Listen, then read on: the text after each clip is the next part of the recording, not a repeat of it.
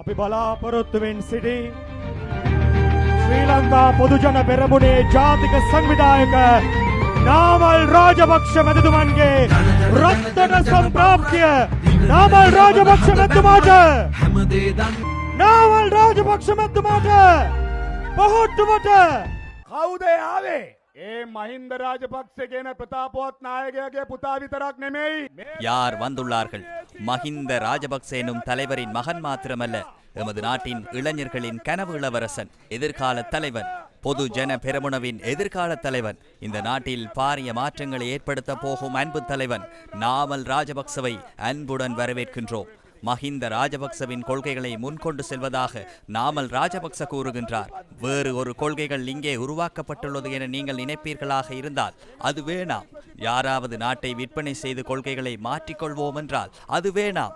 யாராவது கூறுவார்களாக இருந்தால் எமது தோள்களில் சுமந்து நாடு குட்டிச்சுவராகும் என நினைத்தால் அது வேணாம். மஹிந்த ராஜபக்ச உருவாக்கிய நாமல் ராஜபக்ச எனும் சிறந்த தலைவருடன் நாட்டை மீட்டெடுப்போம் என கூறுகின்றோம்.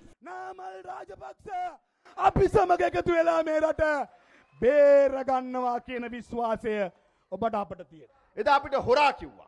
අපෝ හිරේ දැම්මා. අපි උසාවියෙන් නිදහස් වුණා. அன்று எம்மை திருடர்கள் என்றனர், சிறையில் அடைத்தனர். நாம் நீதிமன்றத்தால் விடுவிக்கப்பட்டோம். சிறையில் அடைக்கும் குழுவில் இன்று பாராளுமன்றத்தில் உள்ள ஜனாதிபதி வேட்பாளர்கள் அனைவரும் இருந்தனர். அன்று யுத்தத்தை மூடி மறைத்து செயற்பட்டவர்கள் இன்று ஊழல்களை மூடி மறைக்க முயற்சிக்கின்றனர். அவர்கள் திருடர்களை பிடிக்க அதிகாரத்திற்கு வருகின்றார்களாம்.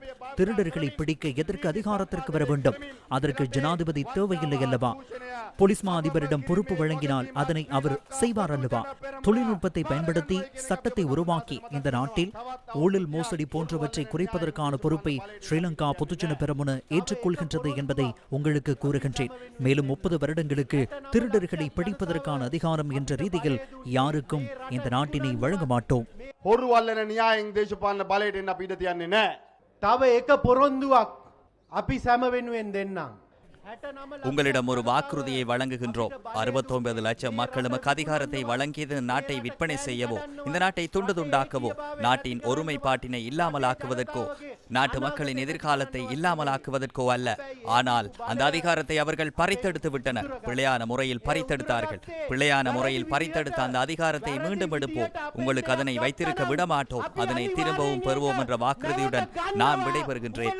මම නිහඬ වෙනවා. බොහොම ස්තුතියි.